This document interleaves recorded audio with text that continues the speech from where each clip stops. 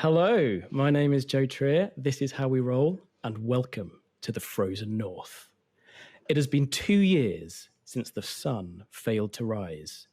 2 years of terror and isolation because Icewind Dale has become trapped in a perpetual winter with no escape. To the south, ferocious blizzards make the mountain passes through the spine of the world unpassable to might or magic. To the west and north is the sea of moving ice, and to east, the mighty Reghed Glacier. No one gets in, and no one gets out. That is, until now. Our camera zooms in on a blazing ball of fire falling through the frozen sky, burning its way through the icy clouds. As it falls, it begins to break, the largest piece disappearing to the south and crashing into the mountains. But two smaller pieces plummet towards the icy tundra below.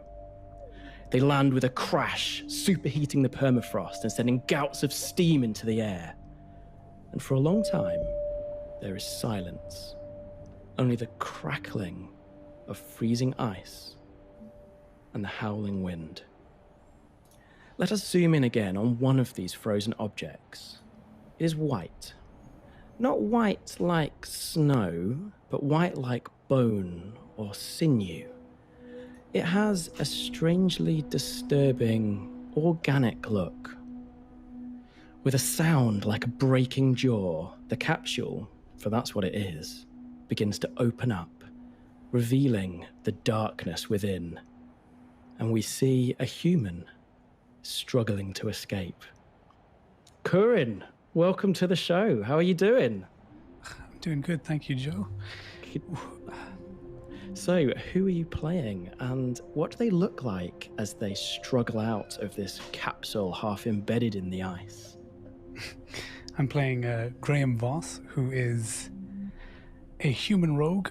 He's stocky, clean-shaven, with shoulder-length hair. And he's sort of trying to struggle his way around and break free from this bony prison. You pull your way out, and you look around. All your memories of the recent past are gone. All you can imagine is, all you can bring to mind is a nightmare of blood, fire, and confusion. But you look around yourself. You are in a seemingly endless tundra. You squint as the frigid wind burns against your exposed skin because you're not wearing cold weather clothes.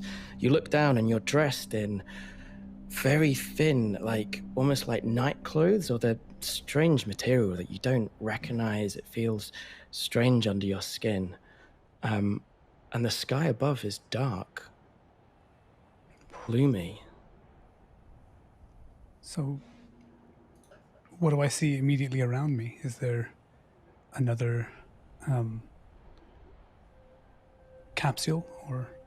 There is. So the wind is blowing around you and you are absolutely frozen. You maybe kind of push your hands under your armpits, try and warm up, and you stumble through the snow.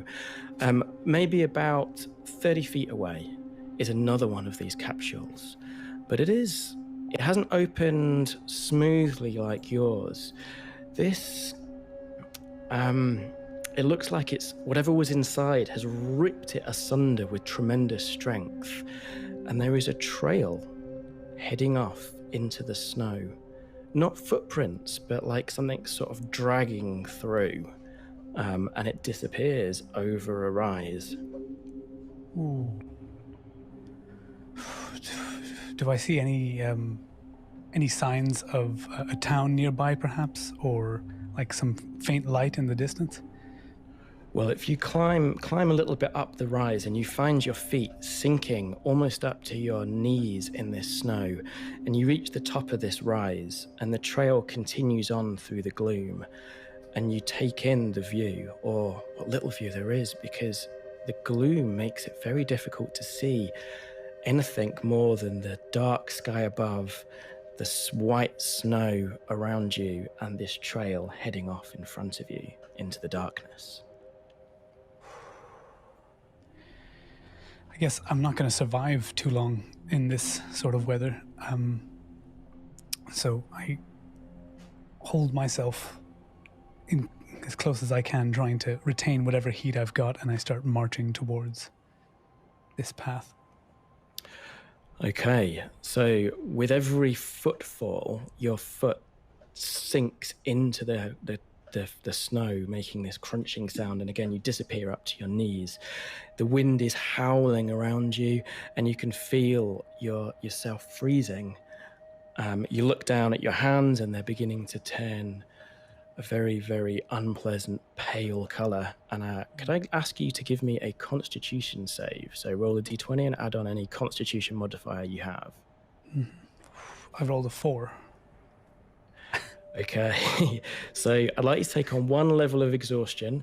Mechanically, that means from now on, until you take a long rest and get some food and warmth, you'll be rolling with disadvantage on all your skill rolls. Whoa. Okay. You stumble and you suddenly look up. You're lying down and you feel warm. How long have you been lying down for? You're not sure.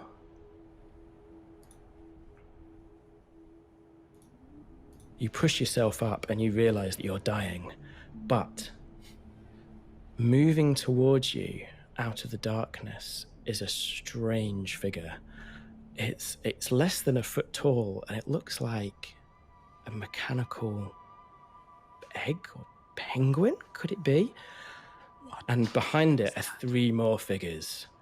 Owen, welcome to the show. Owen, do you want to tell us a little bit about your character as they arrive just in time to save Graham Voss? Hello, folks. I'm Owen. I'm playing Xalfiz, who is a small 3'5" gnome artificer. He's kind of wrapped up in winter clothes, kind of fur-collared, white science coat, almost looking.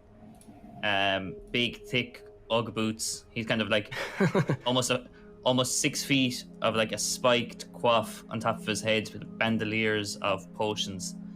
And his little companion is Lady Penelope Grenadier, or Lady Penguin. And she's a small mechanical penguin that I've made.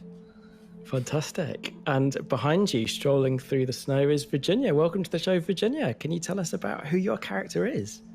Yeah, hi. I'm Virginia. I'm playing Kestra, who is a bounty hunter. She is wrapped up pretty well, nice and warm in her clothes. This woman of middling age. She's not a fan of the cold, and probably sticks out like a sore thumb with her very deep red skin against this icy backdrop. Can I just hold you up 1 second? Earlier you told me that your character was 30. Is 30 middle-aged? As someone who's 38. For an adventurer, maybe. No, that's fair. Moving swiftly on. Niall, welcome to the show. Can you tell me about your character?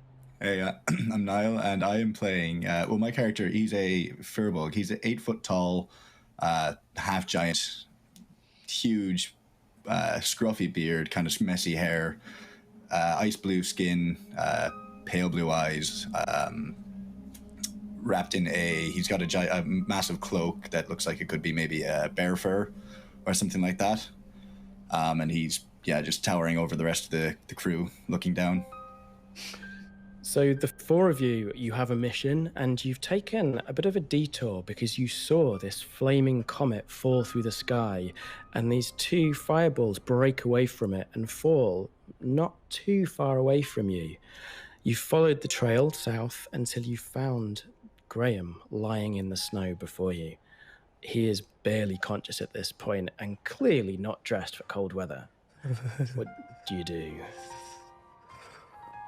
Hello, friend. We come in peace. I can see he's freezing. I'd like to cast bonfire as a cantrip just to put out and warm him up with, at least create bonfire. Okay, so what does that look like? It's just a 5 foot square bonfire that can pop up. I'm not using it for any damage or anything. It's only for 1 minute, but it's just to warm him up initially while we kind of talk to him and figure out what he's doing here and what happened. Okay, so Kuran, Graham, you begin to feel the warmth rush through you. I believe that at least one of you has a spare set of winter clothes, so maybe if you share that with him, that can help him beat this tired of freezing cold that's attacking him. I feel like Kestra's probably the one that's got the spare clothes. Maybe the only ones that would fit him anyway.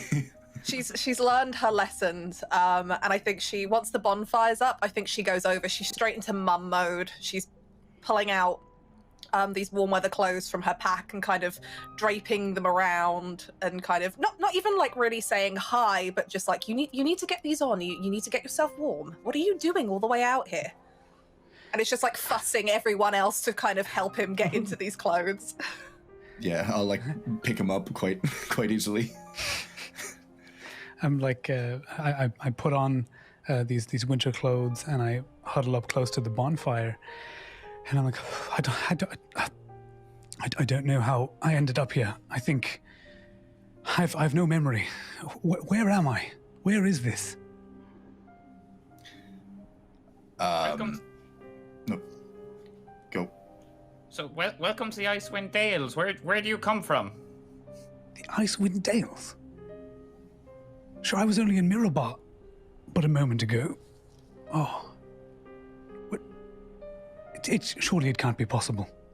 What time is it? Hard to tell. There's no sunlight. It's daytime. How did you get in? Nobody gets in or out of the Icewind Dales for the last 2 years.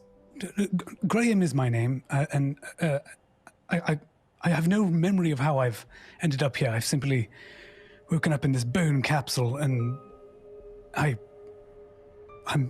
just trying to survive. You should come with us. We're going to a town, and if you stay out here by yourself, you probably won't survive. You will have absolutely no arguments from me. So, what is your name? I'm Gann. Okay, yes. Nice. Pleasure to meet you, Gann.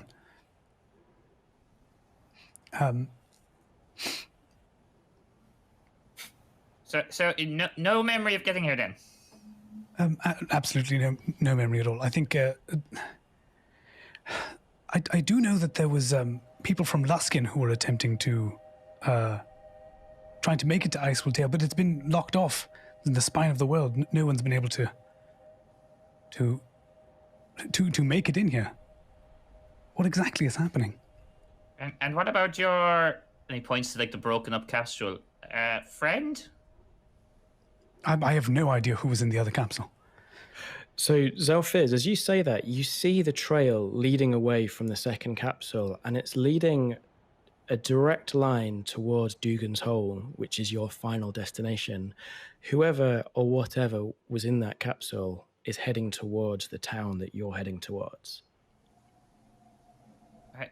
Maybe we can find who or what it was.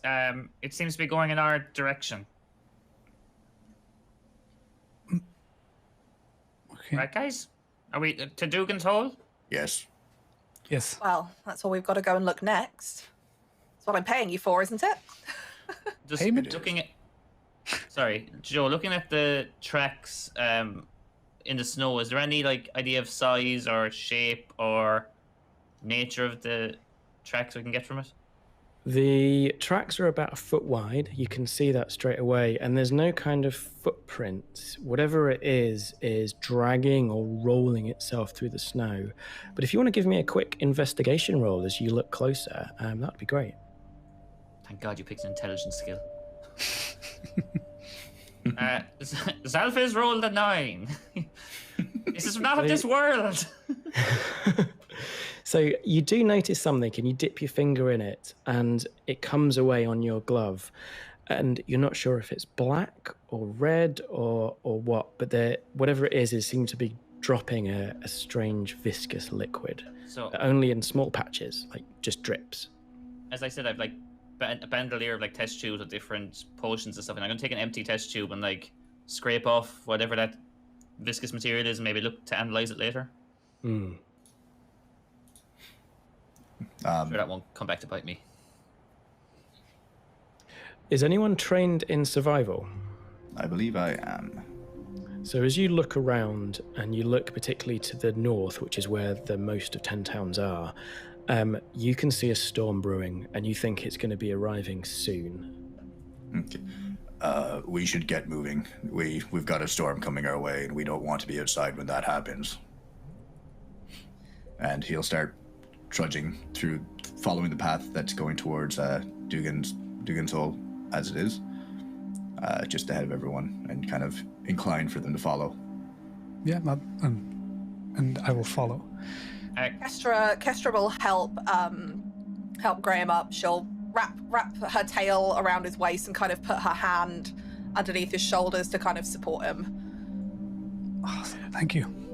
And he's not doing well, despite the winter clothes and the fire. He's going to need some healing. As you walk, it's going to be about an hour for you to get to Dugan's Hole. You've been travelling from Goodmead.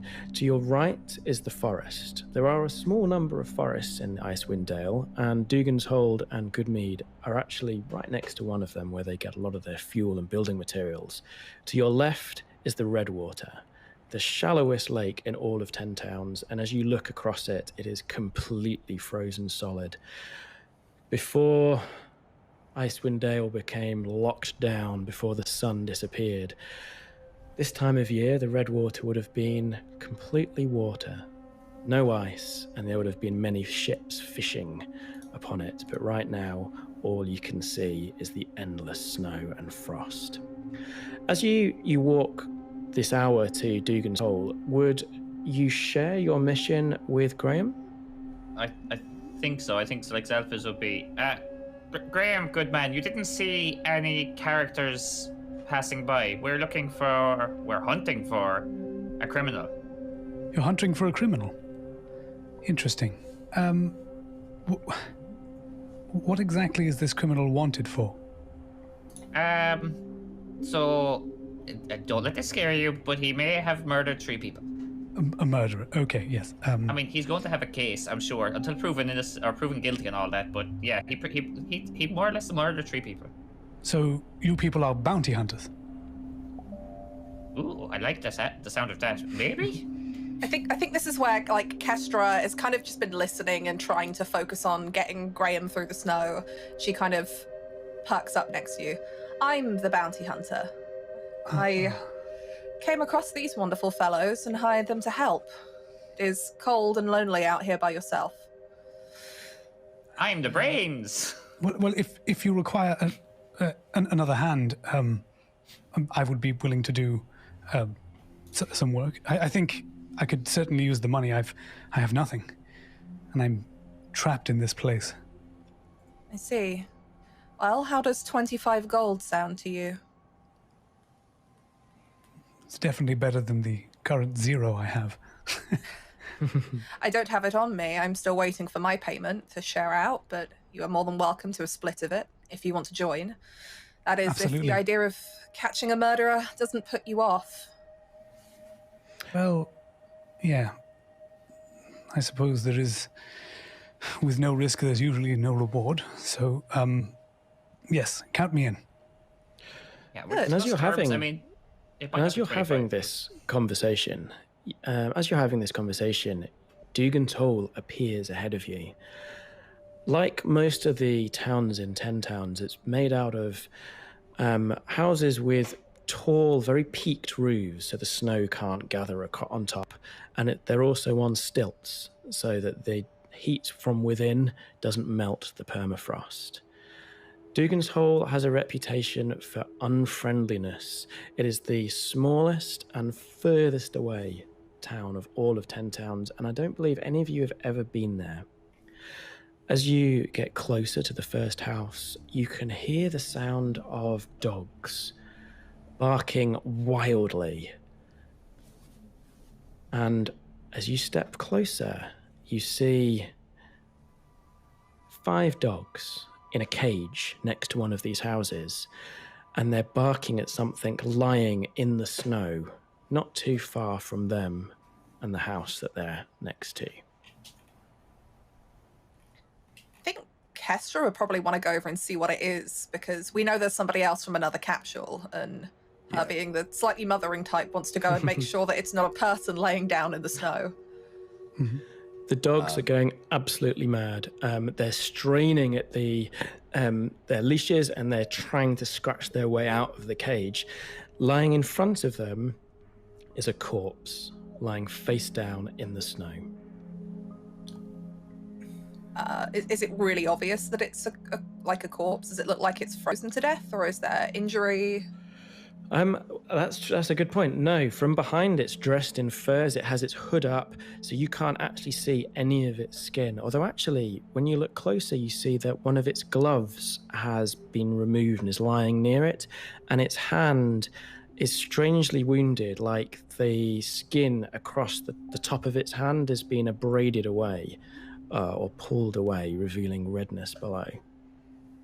I think Kestra grabs the body by the shoulders and just very carefully, not to entirely put it on its back, but kind of rolls it to see the state of the front of this person, if there's any obvious injury.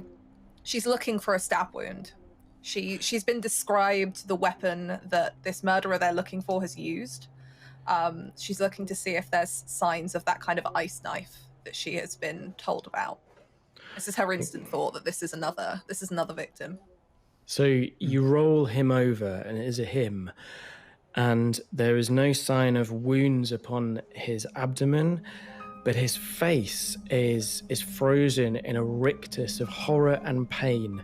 His face is swollen and sort of blue and black, and his eyes are bulging out out from his skull, and his cheek has another one of these wounds, where the skin almost looks like it's been torn away. It's slightly sort of leaf shape, the wound. Am I able to tell what might have caused a wound like that? I mean, Kestra's going to shout for the others and say that she's found a body. Yeah, if you have Arcana, you might be able to use this. If you have Survival, that might work as well. I have Arcana. Okay, give me that roll. That is 19. Nice. So you've never come across anything like this, but you have read books about sort of strange abominations that have tentacles with suckers on the end. And that kind of wound would match this, where something has grabbed onto it and literally pulled away, taking the skin and part of the flesh with it. I think when the others arrive, Kestra set the body back down as she found it and has stepped back, and she's immediately reaching for one of the daggers that she keeps at her side. Not to draw it, but just to keep her hand on the hilt. And you all kind of have a feeling that you're being watched. It could just be complete paranoia, the fact that this town is in almost complete darkness despite being just after midday. The fact that these houses are sort of looming around you and there's a body in front of you and these dogs going absolutely nuts. But you do have a feeling that you're being watched. Gann would like to go over and calm the dogs, just try to make them not be going so wild so that we're not drawing attention to ourselves as we're coming into this town. Considering we just found a dead body upon entry. Do you have a skill that you could use to do that? Yeah, I'll use animal handling. Okay. Oh no, I rolled a nat 1. Oh God. When entice dogs our first encounter. Okay, so if anything, you have riled them up. So one of them actually is so angry now, it's strained on its leash and has pulled away from it, and it's broken the leash and is now jumping up against the wall of this cage, almost jumping as high as probably not your head because you are really tall, but right up against the ceiling of this cage, trying to get at you and trying to get out. Oh man. I back away. I'm just like, oh no. And I'm gonna just not exactly hide behind everyone else, but go stand behind them so that the dogs don't have kind of a direct sight of me, because I don't want to rile them up anymore after my pitiful attempt. Gann, you keep telling us you're good with animals, but I haven't seen any evidence. I'm sorry. I didn't mean to. I think no matter what, we're going to draw some attention here. That is a corpse, by the way. What is the MO of the murderer? Could this potentially be a victim? Doesn't match the profile. We're looking for somebody knives made of ice. Knives made of ice, they melt.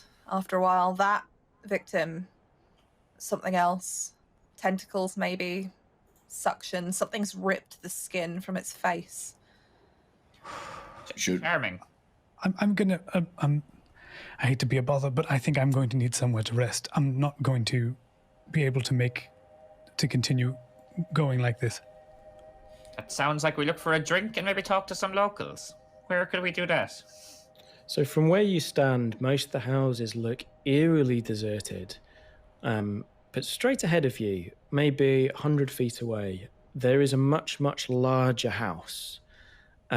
Maybe like 2 or 3 times as big as any of the others, and it's standing on a raised platform that goes out of sight to the left and to the right towards the Redwater, almost like a pier. And this could be the speaker's house. Now, all of you are natives of Icewind Dale, apart from Graham, and so you know that the speaker of Dugan's Hole is a lady called. Is a lady called. Edgar Dermot. She needs rebranding. Edgar what? Edgar Dermot. Okay. You won't butcher that. We should move. We should move towards this building or somewhere in town.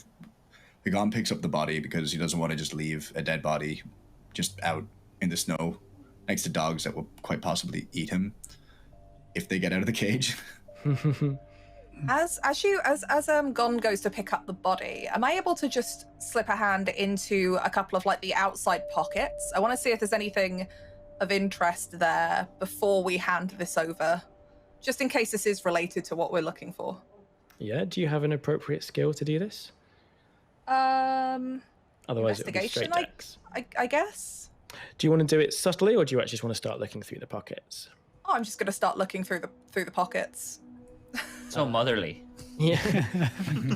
Well, you know, there might be an address, somebody we know. What about boundaries, Mom? God. No. Okay, so you do find 2 keys. So you don't need to give me a roll. You're just looking through pockets. So you do find 2 keys, a large one and a smaller one. For the dog cage. I mean, the keys themselves, do they look like the kind of keys that would be like they ornate or intricate, the kind that you get for like inside a house, or like a lockbox, or are they kind of like the rough kind that you get for like outdoor keyholes and things like that?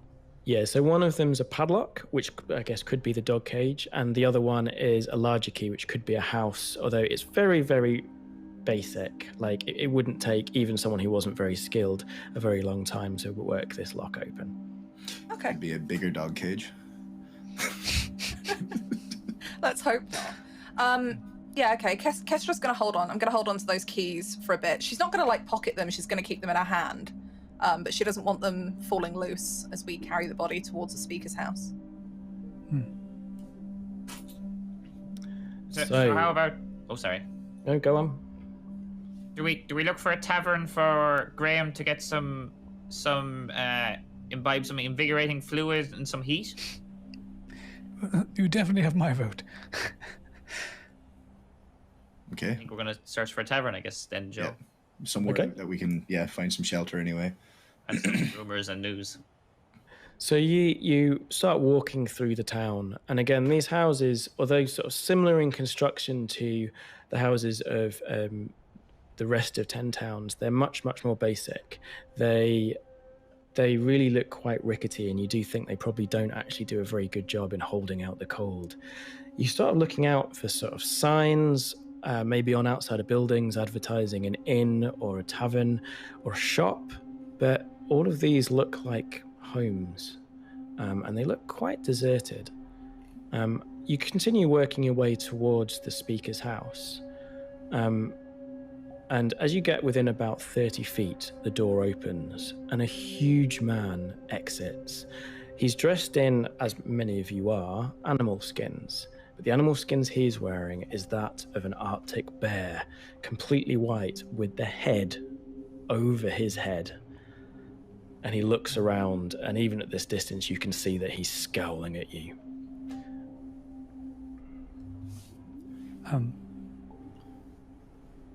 Hello, good. I'm sorry, go on. Sharon. I was going to say, we're sort of stumbling. Can he see us quite clearly? How close are we? Yeah, you're only 30 feet away. Oh, okay. Well, I'm sort of going to stumble up and go, sir, I'm very injured, and I was wondering if I could use your tavern. He kind of sneers and laughs and goes, strangers aren't welcome here. Good luck to you. And he turns his back to you and makes to head away from your group and away from the speaker's house. And as he turns, you realise that over his back, he has one of these enormous knucklehead trout that 10 Towns is so famous for. 5 foot long, and he's just holding it over his shoulder as he heads off. I think Kestra will probably call out after him. She kind of steps forward. Well, that's not very nice, is it? These strangers that have just come into your town have recovered a body that all of you seem to have missed in front of the dog cage back there. Do you know this man? He doesn't Kind of even just turn. points. He doesn't even turn as he just begins to walk off. So he's about 20 feet away from you now. Kess is going to turn to Xalfiz and just, in disbelief. Well, his mother didn't teach him any manners, did he? Did she? No, it's a hell of a look, though. It's an interesting look. I mean, yes, the bearskin pelt is actually quite nice. So Joe, Gann kind of looks the same. He has his own bearskin pelt, just a dead body over his shoulder rather than a trout. Yeah. He's like getting a bit This guy antsy.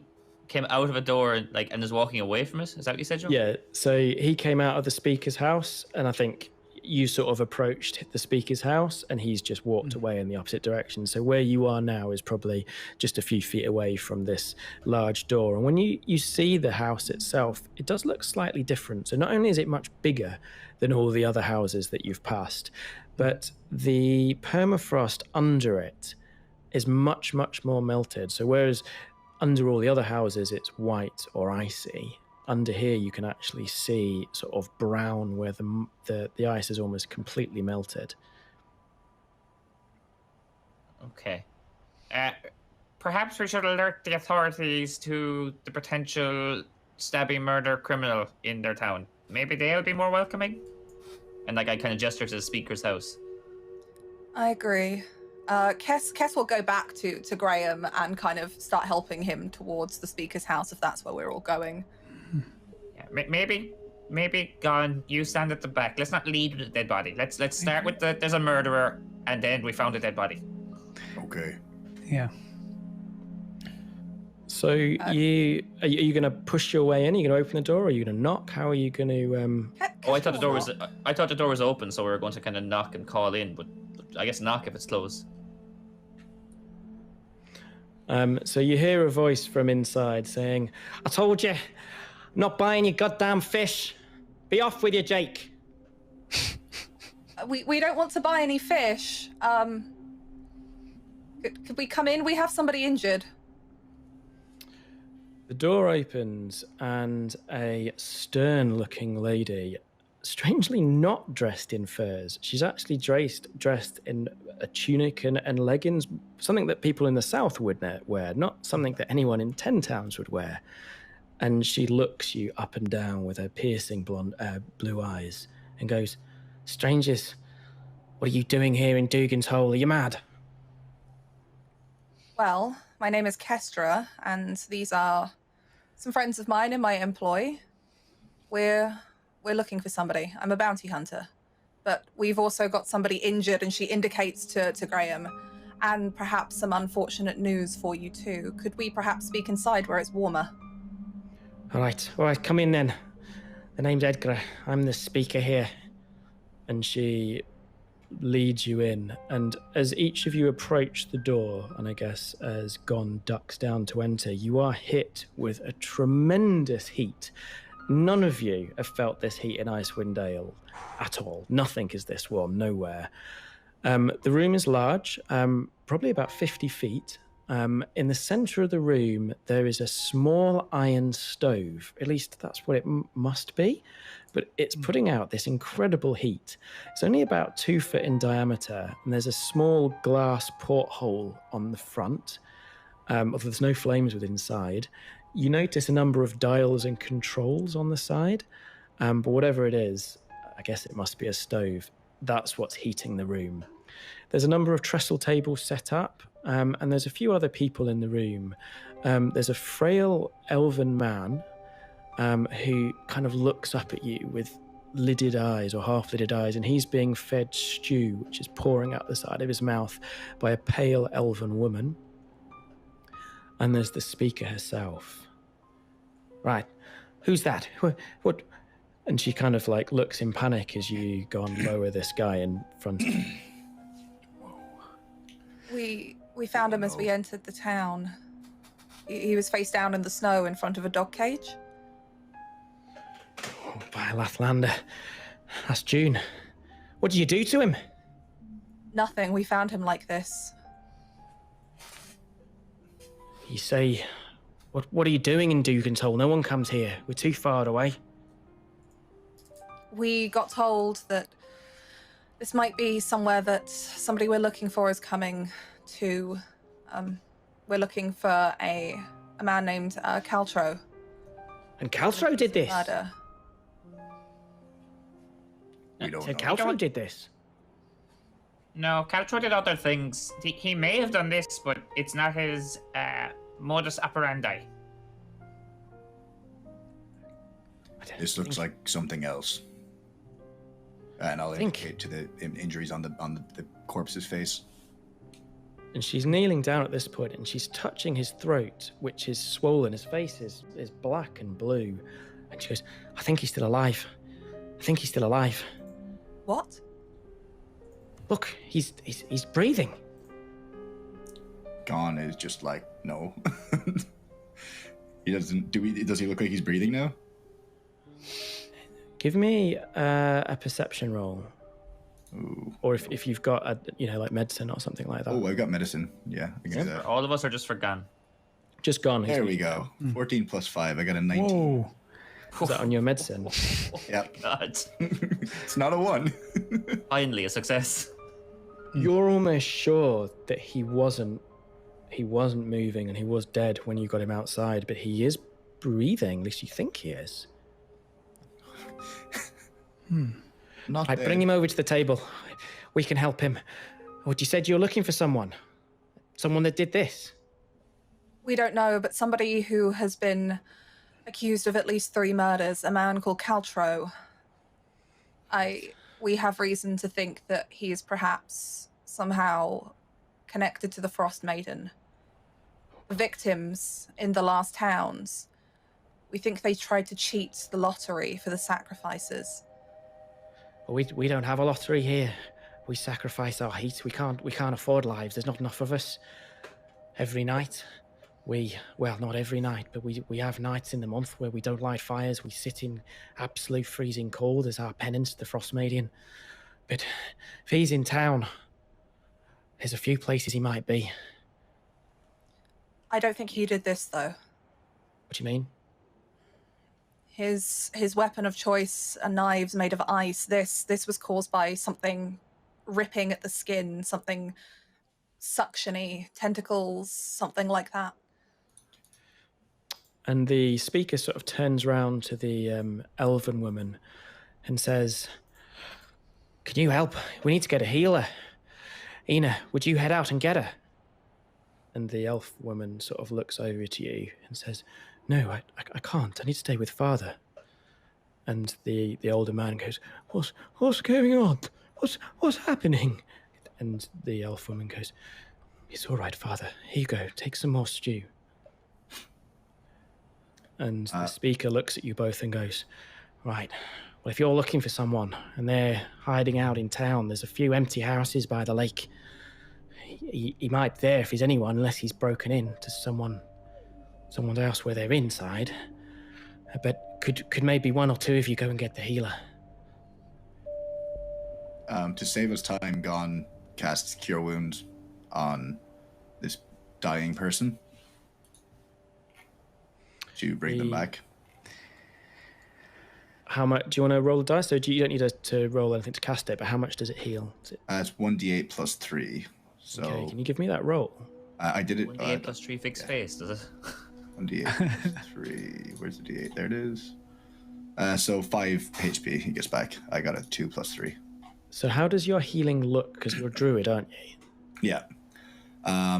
As I kind of lay my hands down, it's kind of a faint bluish green light kind of comes from my hand, and I just rest it on his forehead, and you can see his skin start changing from like that cold, like blue frozen color to like start recovering some of the actual flesh-like color, and he starts, I guess, breathing more calm than maybe his like light breaths that he was doing as he was half alive, half dead. So his face begins to become pale, and color begins to come back into it, and he makes this sound, this and it really kind of like hurts your ears for a second. It's this scratching, horrendous, unnatural sound that he shouldn't be able to make, and then his face begins to blacken again. And for a moment you felt you'd cured him, and then he's still again like a corpse, barely breathing. Have I ever seen this happen to someone? I've ever seen this, like, I guess, a body react this way? You can give me a religion roll, or if you have Arcana. I don't think I've got... Oh, I got religion. I'll do a religion. I got a 10 plus 2. I got a 12. You've never heard of anything like this, ever? Okay, Eoghan kind of steps back, kind of everything he's tried to do seems to go wrong. So Gann just steps back and just like starts scratching his head and just kind of shrugs and is like, I don't know what's happening. I've never seen this before. As that's kind of happening, I'm going to kind of step towards Edgar and just say, my dear lady, you've said you sacrificed the heat, but this kind of fascinating stove is... I've seen nothing like this in my 2 years in Icewind Dale. It's... How come you have heat? Do you not have to sacrifice heat? And I'm kind of going to be half inspecting the stove and trying to figure out what it is, because I guess scientific fascination. She looks at you very suspiciously before saying, it's mine, you know. I didn't steal it from anyone. It's mine, right? I found it right and proper. I have no doubt that your denying of guilt has you 100% innocent, my fine lady. What is it? Do you want to give me like a charisma roll, or if you've got something like persuade or similar yes. check? So, like, I'm trying to kind of read her, but also, like, I guess analyze the machine, the stove. Yeah, which one would you rather do first? Do you want to analyze the I think I'd rather, like, because Xalfiz kind of has a suspicion it's a magical heat or that's coming from it. So, like, do I know of anything, kind of historical magical items that would produce such a thing? Well, do you want to give me like either an investigation, or if you have any kind of like Arcana would be a good one. I think maybe if you're examining the thing, I think it's much more about you sort of using your artifice. Okay. I'll go Arcana. I'm not trying at all to play into my racial feature. That gives me an advantage on history checks and magic items. Okay. With a plus 3, I rolled an 8 and 18. Wow. Nice. Okay, so you begin to, as she's talking, you're not really listening to her because you're looking at this device. It's amazing. This isn't a stove. This is an engine. And it's powered, and you kind of look through the window by what looks like a shard of black ice. And not only is it an engine, it is not too far away from overheating. They've got this thing running, and maybe accidentally, but they've got this thing running at way above safe levels. Okay, so... Yeah, where did you purchase this item? It's fascinating. I mean, it looks to be running at maximum capacity. Right, I absolutely love that you're obsessed with my stove. That's absolutely fine. But I think we've got more pressing things up to hand. You said you've got a murderer walking around my town, and I need someone to get me the healer. I tell you what, you send this lovely elf lady. I can feed her father the stew, mind stove, and Gann or one of my colleagues can go with her to get the healer. The elf lady stands up and she says, if you'd be kind enough to do that, that would be absolutely fine. Come over here. This is my father. Hello. His name is Carrick. And the elderly elf man goes, who are you? I am Xalfiz the Practical. Oh, okay. And the elf lady heads over to Gann, is that right? Correct, yeah. All right then, it's not too far. Let's go. Okay. And I'll leave with her. Okay, so Kuran, so Graham, Kestra, what are you going to do? Are you going to stay here? Are you going to follow Gann and the elf lady? Or are you going to head off? I was going to say, while a lot of this was happening because I'm exhausted, I've gone up to the elf lady before she left and asked if I could have some of the stew she was giving her father, and I'm nestled up in a corner next to the engine stove thing, checking, just having a moment's rest. So it is very, very tasty, although a little bit off, maybe, fish stew. And you feel yourself warming up as you curl next to this this engine. Kestra, what do you want to do? I think Kestra is she's still looking in shock at that body, at the fact that it kind of came back to life and now seems to have gone again. And I think she turns back to the speaker. Who is this? Who is this? It is a man, right? It is, yeah. Who is this man? This is June. He looks after a lot of the town's dogs. Let's see. Do you know why anyone would have reason to do this? Have you had any creatures in the area that might be capable of such an injury? No, I'll be honest, there's a lot of unfriendly sorts in this town. No one lives this far away from anywhere without a reason. But we keep to ourselves.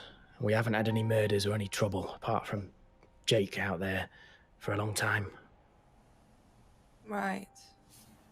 You said you were looking for a murderer. Yes. I think you need to get on with that before anyone else gets hurt. Can Kestra, she kind of nods. Can she do another examination of the body now that we're inside where there is some proper light and it's not freezing cold? Is there anything else about this that she can pick up on? Because she just saw the strangeness in the throat and what just happened. Is there a spell that somebody could be under that could feign death in this way or prolong death like this? So you can give me an investigation check, or you can be a medicine check if you'd prefer. I'll go with investigation. That's going to be 11. So it's definitely still breathing. His face is getting blacker, and I don't know if you sort of pull back one of his eyelids, but the eyes themselves are completely black underneath. Yeah. And let's move the camera over to Gann as you trek through the snow. Oh Lord, what's going to See, what am I going to break this time? So I think the elf lady introduces herself as Enna Leodin, and she looks up at you and up at you and up at you and goes, "So what brings the lot of you here? No one comes to Dugan's Hole." We're looking for a murderer from our friend Kestra. She hired us to join her in finding a murderer. I have my own reasons, but I'd rather not delve in too deeply. There's some stuff I'm trying to find out in Icewind, and that's where we are. Murder has led us here, so we're hoping we can find him and bring him back to where they want him, at Bryn Shander. Well, hopefully you can find him quickly before anyone else gets hurt. And yes. You're walking through the town, and you're approaching actually where you came from.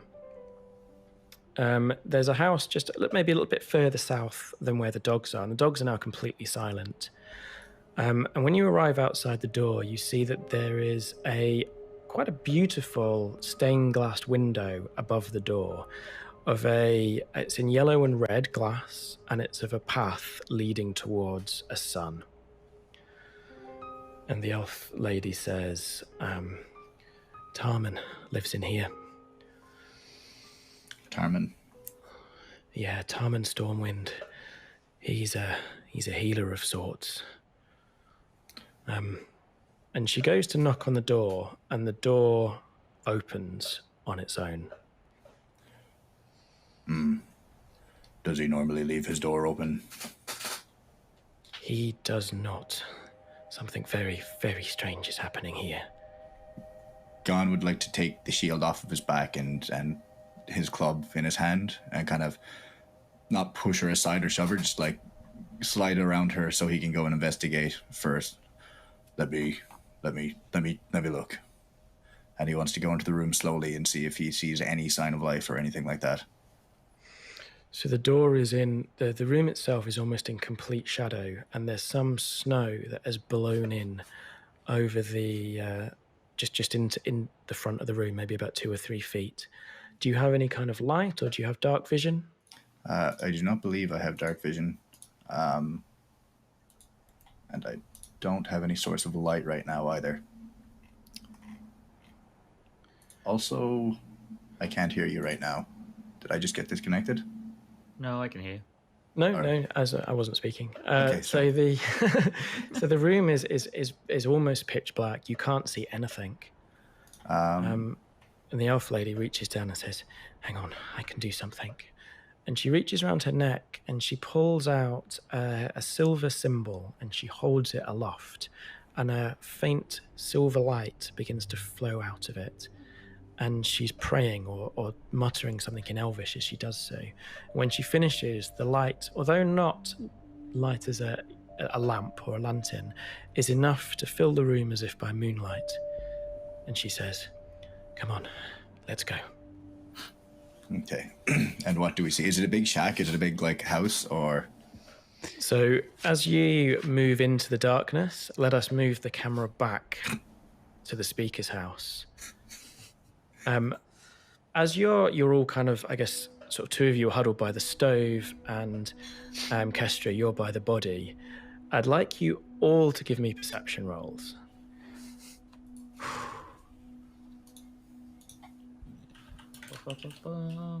My perception +3. I rolled an 18 with a +3. I rolled a 14. And Kestra? 7. Okay, so do I need to reset my VMix at all? I think you're okay. Okay. So the from outside, Xalfiz, you hear in the distance, maybe to the north, direction you've not been before, a distant scream.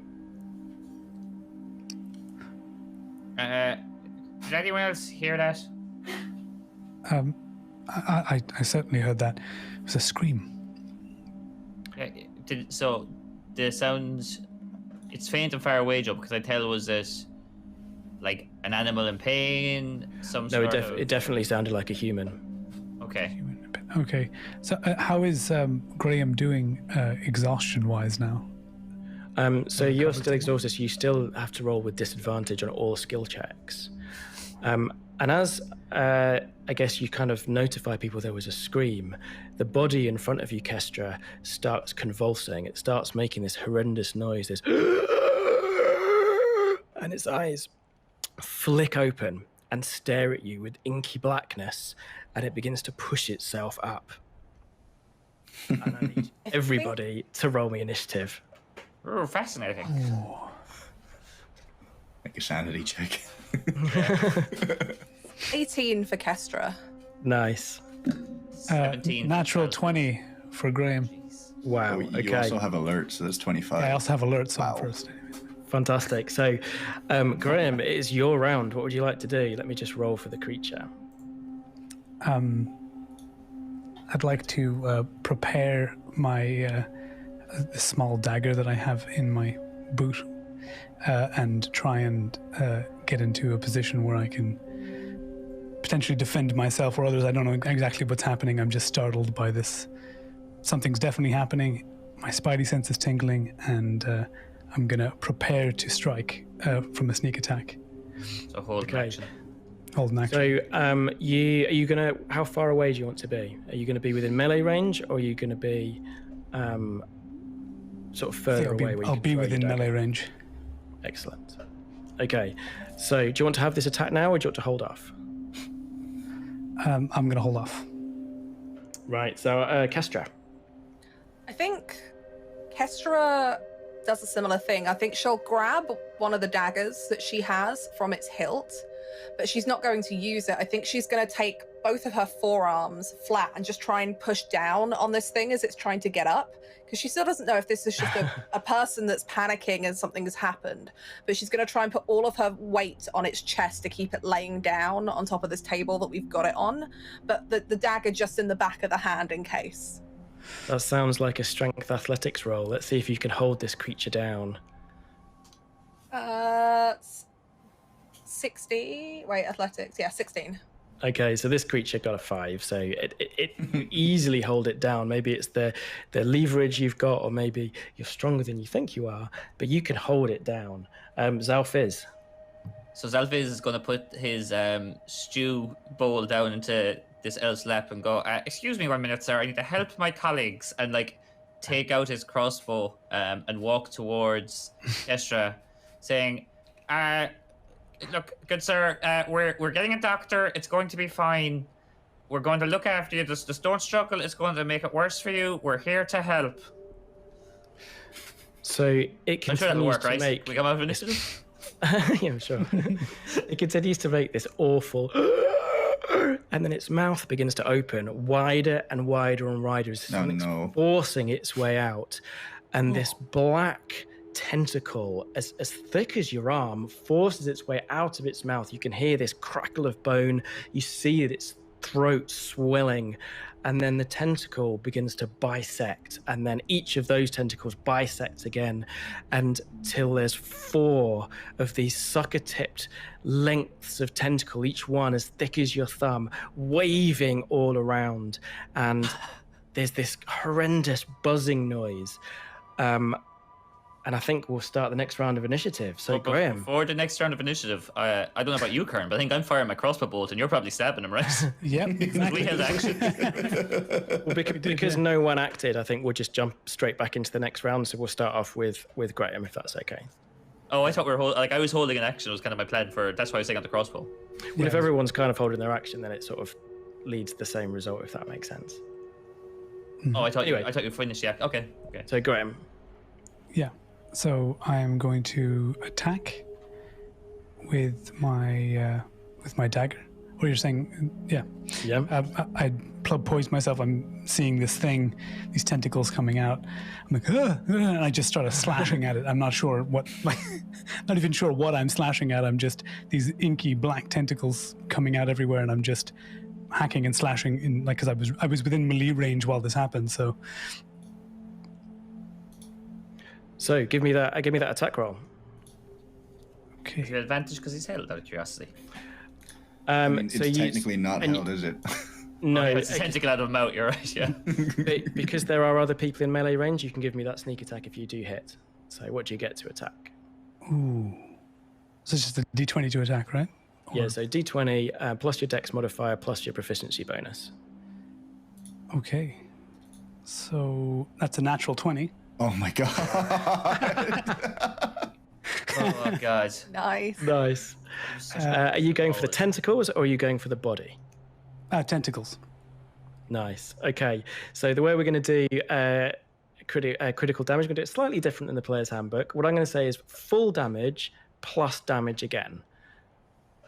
So what would be the maximum damage your dagger could do? 1 second. It is... D3 plus 3, I'm pretty sure. It's 1d4 plus 3. Okay, so it's 7 points of damage, and then give me another d4 again.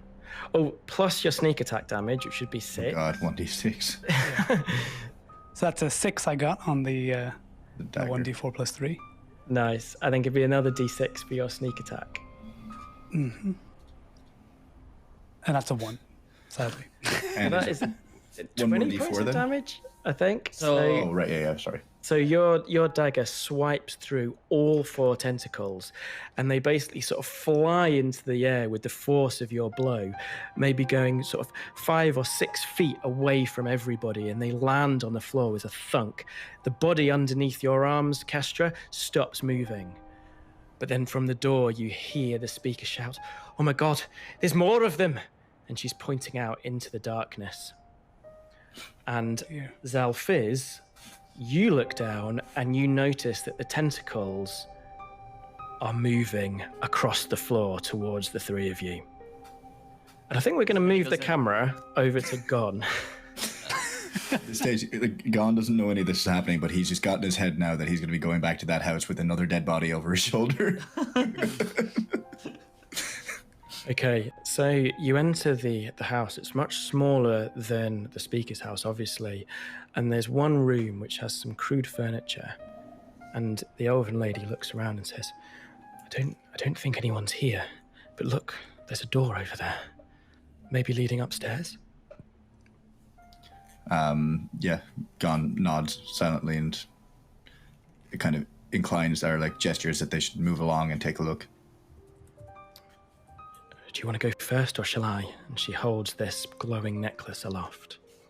I'll go first, but stay close behind because I won't have any light if I'm leading. Okay, well, if you take this, it'll lose light, so I'll try and hold it around you. And she sort of leans around you as you open the door. I think I'm probably, I guess I'm going to have to duck down to get anywhere, haven't I? Yeah. All right. Yeah. So the door opens with a creak, revealing a thin staircase, probably only just wide enough for you to get up, leading into darkness. From up there, you feel cold wind blowing down towards you. I'm just gonna kind of not really shout. I'm just gonna like say out loud, Tarman, are you here? There's no answer.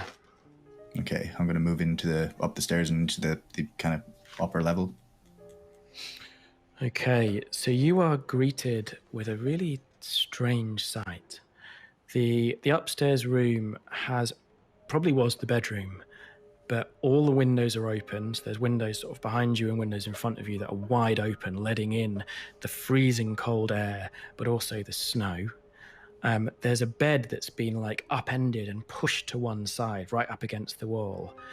And the floor in the ice there's a pattern that's been scratched there. And kneeling with his back to you, right down there, scratching in the ice and snow, this odd pattern, is a naked human figure. Do I recognize? Well, I was just going to say, he's whispering to himself. Or could he be singing?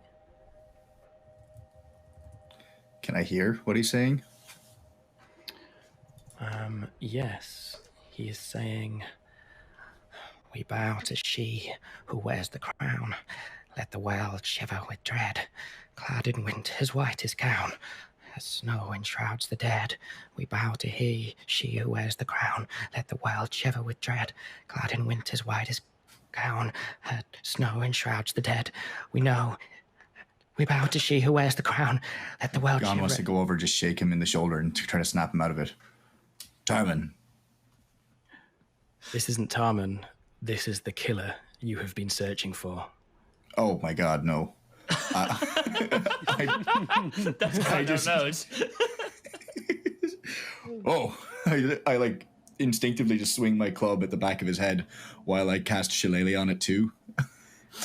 Okay, well, you can roll with advantage because he's kneeling down naked with his back to you, so absolutely give me that roll. Oh, God. Let's see, what is my...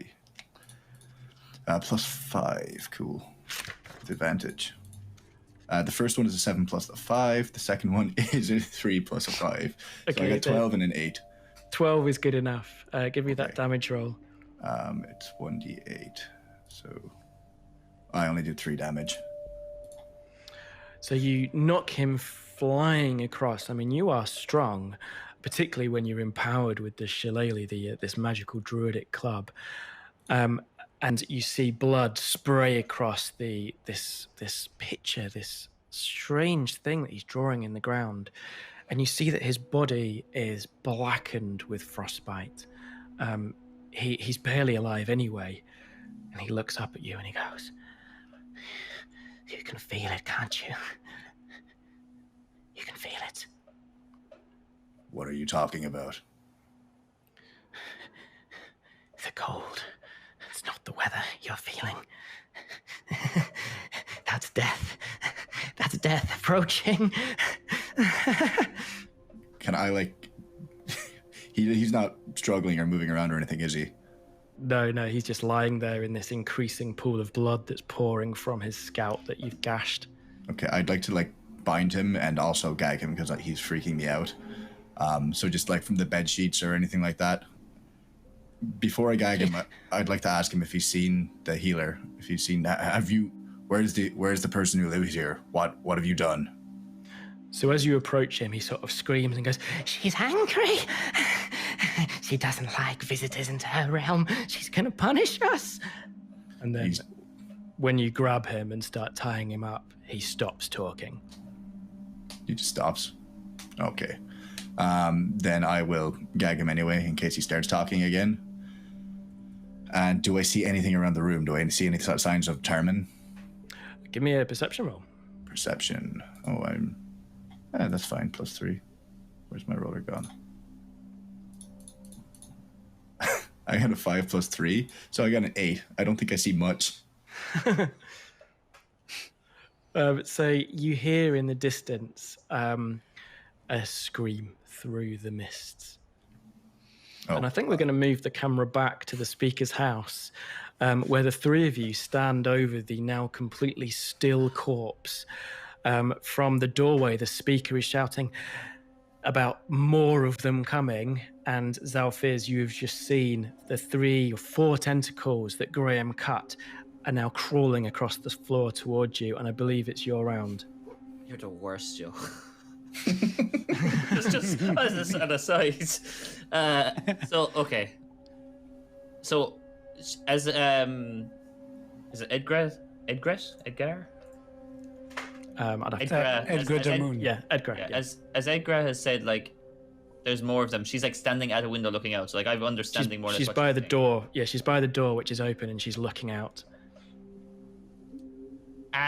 Guys, I think we need to solve this problem quickly. So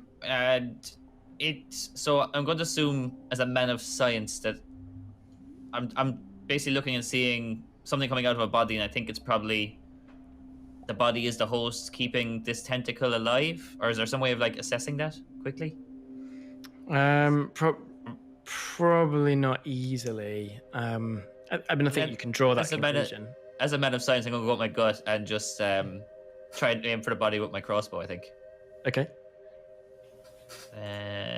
So, with a +4... You can roll with advantage because the body is now not moving at all, and you're right close to it. Lovely. So my first roll was a 16, my second roll was an 18. Okay, both hits. So, 1d8 +2. Oh boy, I rolled 3 damage. I'm a man of science, not a man of war. So your crossbow bolt embeds itself into the rib cage, and the kind of body convulses for a second, and it begins to ooze through the kind of thick furs that are covering it, a black liquid. I have a theory that this may be a host for whatever this tentacle thing is, and also the tentacles are crawling all over the floor. We need to deal with this, guys. That is truly vile. Kestra, it's your round. I think at this, Kestra's going to look between this body that I imagine she's had to like move out of the way, hearing this crossbow bolt slam into the side of its chest, and trying not to get covered in this weird sticky black substance. And I think she would shout back at Xalfiz, like, do you want me to deal with the body? Or do you want me to deal with the tentacles? I can't do both at once. I'm not your mother. I think the tentacles deals with, like, dealing with the body. I think deals with the tentacles. Though I could be wrong. Like, I don't know. We can do I told you so's after this whole situation. Your call. There's still a bulge. The tentacles Throat? are kind of like upright like cobras, and they're kind of moving quickly towards you under their own propulsion, leaving a trail of this black liquid behind them. Is there still a bulge in the throat? Like you said before, as they were coming up, it was like the throat had expanded and was... There's still like 4 tentacles sort of, that are in his mouth, but they're now lying almost inert, leaking this black fluid, and the tentacles on the floor are moving. I'm going to trust Xalfiz, because this is why I hired Xalfiz to I'm be the brains. Yeah. And I think she just replies back, "You're the brains," and I'm going to grab this body around the throat and then just cast Eldritch Blast in the hopes that destroying whatever's hidden away in the throat stops the tentacles. Nice. Okay, so just roll for damage. You don't need to roll to hit. Okay, cool. It's vicious. What is this? We might be the bad guys. It's a 9 force damage. Wow, okay. Ooh. Your Eldritch Blast just explodes the throat away. The head goes flying off like a pool ball. The body just lies there, black ooze spraying out across the table and across the floor, luckily not hitting anyone, or they're coming very close to Graham. The tentacles, though, don't seem unmoved by this, and the nearest one launches itself towards you, Kestra. Kestra shouts back, "You were wrong! You were wrong!" It's scientific method. You test the theory out and you try a new theory. I have a new theory. Okay, so the first tentacle has rolled a 1, so it's kind of just jumped over you and landed on the floor, and it looks stunned and it's sort of shaking. The next tentacle launches itself towards you. Oh my god! Bats it away with the edge of the tail. I've rolled a 2. Oh my god. Oh, I love that idea. It kind of like lands behind you and you almost like baseball bat it away with your tail. That's perfect. Second one too. Thuds into the wall and drops down. The third one is going to leap towards you, Graham, and it gets a 13 plus 2. It's a 15 to hit. Is that enough versus your armor class? It is, yeah. My armor class is 14. Okay, so it basically grabs onto your arm and it begins to wrap itself around it like a snake and begins to tighten. So it's going to use its athletics, but you can try and pull it away using either athletics or, if you prefer, acrobatics. Oh my god, I rolled a 1. I think I will go with acrobatics, and I have to roll 2 d20. Oh my god. You don't need to roll anything, I just rolled another 1.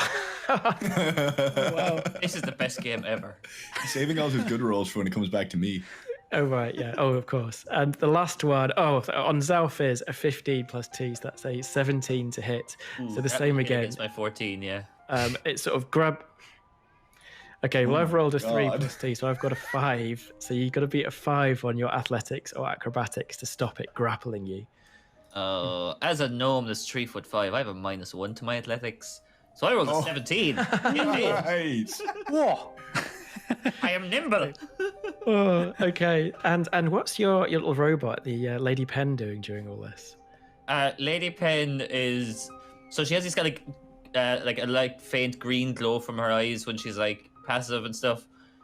She's sees the threat to the whole situation, so it's now like little red eyes with little kind of not quite an alarm sound, but just like kind of little, a gentle kind of just a whirring and kind of panic and like hissing at a tentacle, but not able to do anything because she's kind of just there to carry stuff and like help out. She doesn't really attack things. She's not built for war. She's okay. Built for convenience. So this is the end of the round, and you turn to the door where the speaker's standing. She goes, "Oh my god!" And she begins to run into the room as behind her 3 dark figures, or I should say 2 figures dressed in dark furs, with another figure dressed in white furs with the polar bear head over his face, are standing in the door, and they all look at you and point and go, and you see in their mouths are these black tentacles. And the speaker goes, "Come on, we need to run." And she points to a door at the back of the room. I knew something was off with Jake. Right, we're gonna run. Damn it, Jake. And just before, I don't want to. They're gone. I don't want to put a problem, out here. But what about our elf friend here? He's See how he's left to the zombie people? So he's like stood up and he's walking towards the three figures slowly, and he's sort of squinting, and he's going, "Oh, is that you, Anna? It's so dark. I can't see anything." I nod to Lady Penguin, she's just under 2 feet, to nod to her, see if she can So she kind of is on wheels, wheel legs, drive underneath him, see if he falls back, sits on it, and drive him away with us. Nice. Okay. Well, let's before we find out if that works, let's move the camera back to Gann, who is, I guess, hogtied this naked murderer, and you've just heard a scream from outside. It was the scream in the direction of where we came from, No, it was not. It was the house next door. And Enna looks up at you and goes, "Oh my gosh, what was that? Did you hear that? I think someone's in trouble. Come on, we need to go. Bring him along or leave him or whatever you're doing." Oh, he's going over my shoulder. I start running with her. Is she going to the other house? Because my immediate instinct is to go to the others. But, come on, someone's hurt. Okay, but we have to get back to the others. Something's not right in this town. Something's wrong. And we'll go in. Do we see anything in here? She has her symbol of light or whatever. Yeah, she's still holding this starlight amulet, and she runs through the snow. There's a trail running from the kind of main path where you've walked along up to this house, and in fact, give me a perception roll. No. Or if you prefer, investigate. Work. Oh, natural 20. Yes. Wow. You see everything.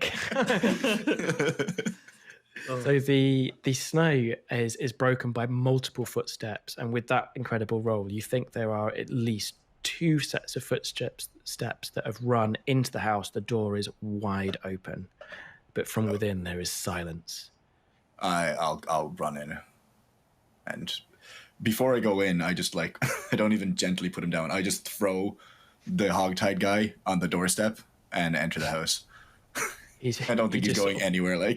He thuds into the snow, and he looks up and goes, "You're dead. We're all dead. We're hanged. We're all dead." And you enter the house. This is not pitch black. There is a lantern hanging from above, though you have to duck to get in. And initially, you can't see anyone. There's some furniture which looks to be well made, and although there is a lantern, it kind of just, these furniture looks like the room's filled with shadows. Over to one side there is a stove, and in it there is wood burning. And at first you're like, "What's that in front of you?" And then you see there's a figure lying in the middle of the room, his face completely swollen. And then you look again, and you see there are 2 more figures. They're back to you, and they're facing this stove, but they're right up against it, almost touching it, an inch away. Oh God. I kind of look back at Anna and just whisper, "Do you know any of these people? Who are they?" "God, that looks like Charlie. Are you okay?" And she runs forward, and as she does, the 2 figures spin around, and their faces are completely pale, their eyes are completely black, and they have these tentacles from their mouth, and they both go and begin to launch themselves towards you. Can I grab her as she's running in as I see this and just try to pull her out of the house? Yeah, of course you can. Do you want to give me, we'll just do a very quick opposed roll. You can use athletics or you can use acrobatics. I will use, they're both the same +1, so. I got a natural 1. Yeah, so oh my God. Only crits. A man of extremes. You only crits. Oh my So God. so you go to grab her, but she's not too fast because she's not really trying to avoid you, but she's moving quickly, and you stumble over an unseen chair and you fall flat over what seems to be a bench, and you end up flat on the ground, and she's crouching over this this person lying on the ground, and then she looks up in horror as the other two just launch themselves towards her. And I think we'll do a very quick initiative. Oh, yay. What is my initiative? +1. So I get a... My God, my rolls. I rolled a 4 + 1. So I get 5. 5. Okay, so they actually get a 5 as well. I'm going to roll for them together. I will roll for Anna too. And so she goes first. So she looks up in horror, and she's just going to get out of there. So she pulls herself backwards, sort of like hands behind her, feet in front of her, as she sort of pushes herself away. She manages to dodge their kind of blows towards her and gets out of their range. What's your dexterity? Because it will be whether you're more dexterous than them as time goes next. My dexterity is 12, so it's +1. So yeah, it'd be you next. Okay. You said it was a bench I tripped over? Yeah. I'd like to pick up the bench and throw it at them and then run it. Nice. Nice. Okay. So I'm going to get you to do an attack roll with this. Let's see how you do it. You don't get to add your proficiency bonus because this is like an improvised weapon. So it's just basically a strength roll. Cool. So that's just a +1. Where's my roller? There it is. All right, there we go. I rolled a 17 + 1, so I got an 18 as I throw the bench at them. That's incredible. Okay. They do not roll high enough. So the bench crashes into them and sends them flying back, and they go... They collapse in front of the stove with the bench on top of them, and then it goes, we need to go. We need to go. What's happening? Let's go. We have to get back to the others. This is something. This is run, and he just goes. Okay, and Enna is following you quickly, still holding up this starlight amulet. And although you don't necessarily need it outside, are you going to bring the naked man who's muttering to himself in the snow? Or are you going to? Yes, I grab him along the way. Okay. Let's swap the camera back to, I believe, Xalfiz. Your Lady Peng is just about to try and... Were you trying to trip him, or what were you trying to do with this? It's Lady Penguin. I apologize. It's a pun. I got the pun. So basically, she kind of just like whirs around on these wheels. Like she's got really low clearance off the ground, but she's a solid, bulky, like little round ball of metal, basically. Okay. Clockwork mechanics. So she's just gonna try and she's just tall enough to kind of hit the back of someone's legs, and their knees would fall down like onto a chair. Like she's that kind of height. So I'm gonna. Okay. Like when I nod to her, she knows what I'm saying. I'm trying to just take this half senile old man away from danger. Okay. Do you have stats currently for Lady Pen, Gwen? No, but I'm gonna say they're +10. Sure. +10. Or should we maybe use your Arcana roll? Because I think it's almost like because it's your. This is something you've. I'm so glad you said that, not animal handling. Okay, with a +3, I rolled a 9. Oh, beans. 9. Okay, well let's see how this elderly elf reacts. He rolls a 20. Natural. Is that positive or negative? Well, so basically, Lady Pen goes flying underneath him, and I guess he's sort of quite bow-legged, and just goes straight through his leg. and he looks around at you in terror, as if you're attacking him, and goes, "Oh, leave me alone!" And he just starts running towards the 3 figures in the door, who are now screeching towards him. Oh, Lady Pen. And I think we're going to go back into if that's okay. So I think, Graham, this is your round with a 25. So I guess I'm going to try and get this old elf man out of here as well. I believe she, Edgra was showing us a back door, a back way out, right? Yeah. So she's running to a back door. Yeah. Yeah. So I'm gonna see, although Xalfiz has just startled the old man, right? So is it possible for me to just maybe get my arm under his, and I'll try and just like scurry him towards this the direction that Edgar's trying to get us out? The old man, you're gonna have to go. You're gonna have to go nearer these creatures to do that. So the old man sort of. You're sort of in the center of the room. The old man is between you and the door, and these 3 guys are by the door. Oh dear. I might distract them. Okay, how would you like to do that? I'd like to pick up maybe? Is there like actually I had some of the soup, right? So There's actually a cauldron of soup, probably pretty near you, if you'd like to use that. cauldron of soup. So I literally grab the cauldron and I chuck it into the corner just behind them. Or, hopefully they don't see me actually throwing it. Perhaps make it a stealth check or deception or something like that. I think a deception is a great roll for this. Yeah, give me that deception roll. Okay. Whoa.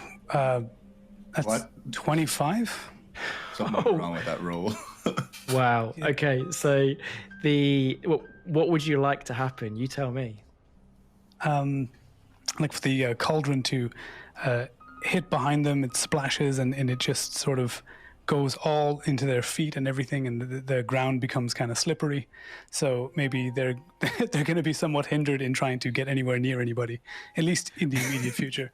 Well, I think because you did a deception roll, I quite like the idea that not only maybe spilling on the ground beneath them, it crashes into the wall behind them, and because you're so successful in deception, they all turn around. And as they turn around, they then slip on this stew. and so you've made your moment. So Xalfiz, if you're happy, Lady Peng can go up behind the old man and can do what you wanted and kind of. Yeah, so she's clearly disgruntled now at this, what she is considering, because she's somewhat intelligent, like this disgruntled old man. She's like, and just like basically what was kind of a slow, almost gentle kind of speed, she's going to just try and drive into the back of him now slightly more aggressively, just to make sure he knows her feelings towards it. I love it. And the speaker is now thrust open the door. It's not a back door, it's a staircase. And she's going, come on, let's go. And she runs up into darkness. And I believe, Kestra, do you wish to follow? What do you want to do?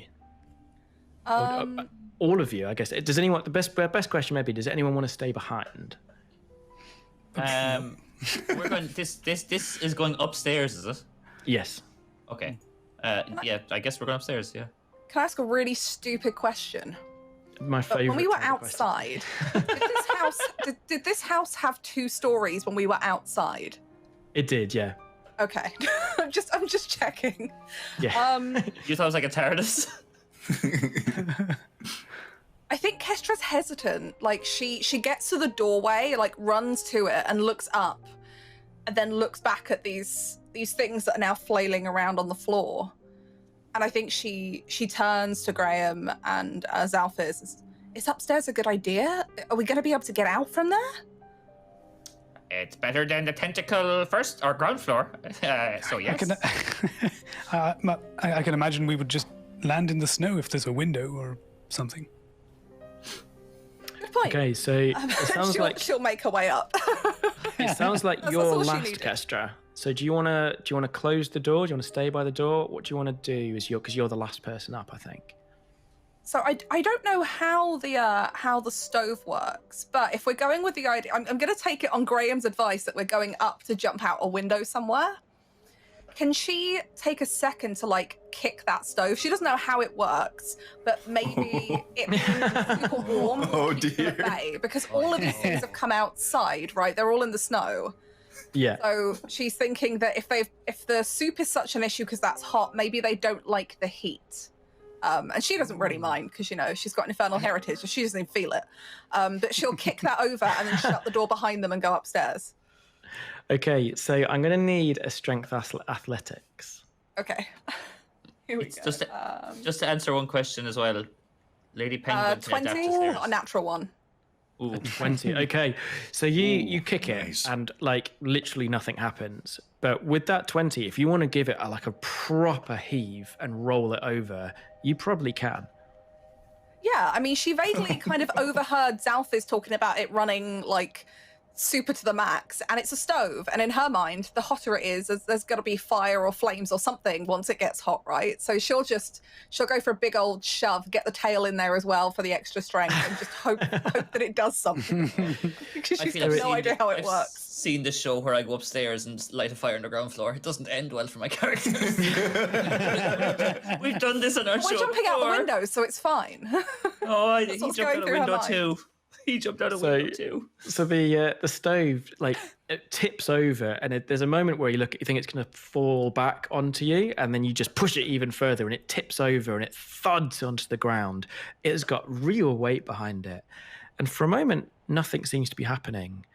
And then you hear this whirring noise, like a bee or something has been trapped. Oh, she runs. She doesn't wait to see what happens. She's going straight for the door. And the three figures start running after you. You get to the door. They're probably like 10 foot behind you, running full pelt. She'll shut the door behind her if she can and try to get upstairs and hope that there's a bang or something from downstairs. Okay. I think there's going to be more than a bang, to be honest. Your horror, you slam the door and there's no lock. There's not even a latch. And you look down and you're sort of, you realize you've only got a couple of seconds till they get to you, and you kind of just flinch for a second, expecting these huge, heavy bodies. I mean, Jake was enormous. He was almost as big as Gann. And then nothing happens. Oh, no. You don't hear the horrible sound. You don't, yeah. So there's the three of us at the bottom of the stairs now, like just kind of like step 1, 2, 4, kind of like. If you'd like to be, you'd probably like halfway up the stairs, yeah, and with Kestra at the bottom, but no one's crashed into the door. She's still going to hold the camera just in case. Joe, you're the worst. And we're going to move the camera over to Gann. So you've just ran out of the house. Behind you, you can hear the figures, two of them, struggling under this bench. You can hear this sound. And the elven lady's running ahead of you. Come on, we need to go. I'm following her. I'm going straight back to the house that all my colleagues, associates were at.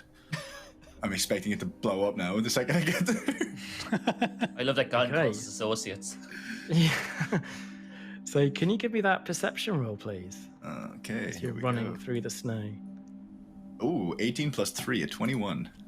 Ooh, wow. Okay. You see ahead of you. So it's probably about maybe 100 feet between you are and where the speaker's house is.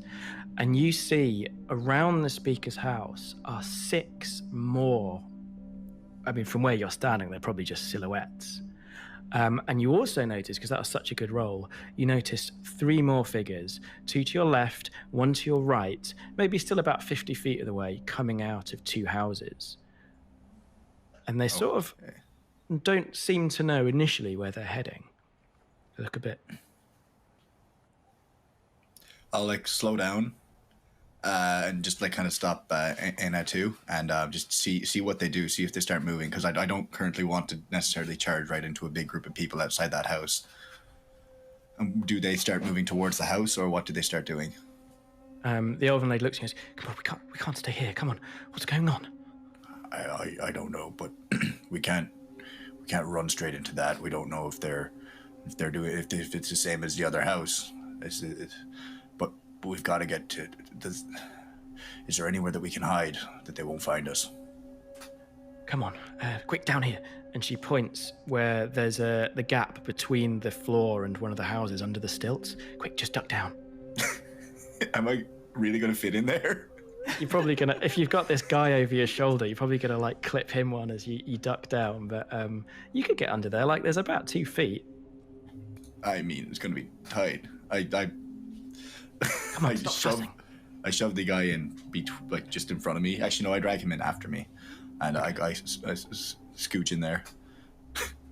So you look around, and the 5 figures that were outside the speaker's house go into the speaker's house, and the door's wide open, but there's no more sound. The other 3 figures ahead of you go back into the houses that you saw, and the 3 figures that were, or the 2 figures that were following you, return to the house they're in. What? That's so weird. Why? Is it the heat? Do you think it's the heat? Are they after the heat? Why would they? Maybe. Let me go. They followed us. They're after. If they see a person, they follow us. But as soon as we're out of sight, they just want the heat. Well, let me go and investigate. You stay here and make sure this guy doesn't go anywhere. He shouldn't be too hard to handle. I'll be back. And I want to leave quietly and get up to the hut and see if I can look inside the door without being spotted. The one you've just left? No, the hut that 5 people went into. That's the speaker's house, so that's 100 feet away from where you are. Well, I would like to get up there as quietly as I can. Okay, yeah, let's do it. So you sort of move your way from shadow to shadow, and actually, I mean, it's not that difficult, but everywhere's dark. You curse your feet as you hear them crunching under snow beneath, but you make your way to the speaker's house without incident. The door is ajar. You sort of look in. The room is strangely silent, and the stove is on its side, but there's 8 of the creatures kneeling next to it, like absolutely close to it. And I think maybe we'll say that at that moment as well, the door opposite you opens and Kestra looks out and sees the same thing. Okay, I'm gonna gesture to Kestra. I'm gonna point at the heat. The heat is what they're after, and I'm pointing at the oven, and then gesture for them to. Is there a window upstairs I can see that they could maybe jump out to get to me? So I don't know. What do you want to do? So Kestra, at the moment, you're by the door. Xalfiz and Graham, I guess you're on the stairs halfway up. It's up to you. Mm-hmm. I would like to just say put my finger up 1 minute, and just miming at each other. I want to cast bonfire. On the side of one of the houses and set it on fire. Wow. Do you want to do it on the house because there were some other figures that you saw out in the one of the houses that 2 of the figures came out of. Okay, that will absolutely work. The house, I mean, this is thick wood that's very, very cold, and it's got snow on it and stuff, so it probably won't immediately light, particularly if you do it on the roof, which is covered in snow. But if you did it maybe underneath. Yeah. So that will absolutely work. So you can see the fire beginning to spread. It's going to take a bit of time, but yeah. Okay. Obviously, then I'll go back to hiding where the Anna and the and what's the guy called? Caltro are. Okay. So meanwhile, Xalfiz, Graham, what are you doing? I'm going to go up into the attic and then take a look at what's actually in the attic, the upstairs, I suppose, and see what's actually there. Is there anything? So it's a corridor with multiple doors. I mean, again, this is a big, big house. The speaker's waiting at the top and goes, "What on earth is keeping all of you? Why? What's going on?" I can hear this on the stairs, can I? Yeah. It appears our friend Gann has some sort of theory, and it is peculiar that these monsters stopped chasing us when we closed the door. Did I get... When God was doing the pointing, was he literally saying or mouthing the heat? I was mouthing. I wasn't saying it because I didn't want to be spotted by the creatures. I think Kestra can probably fill in the gap. I tipped the stove over and they're all kneeling around it. I think we've distracted them. Is there a window we can get out of? Gann looked like something had been going on, trying to point us out into the snow. Can we get out from here? I mean... Of course. Go on.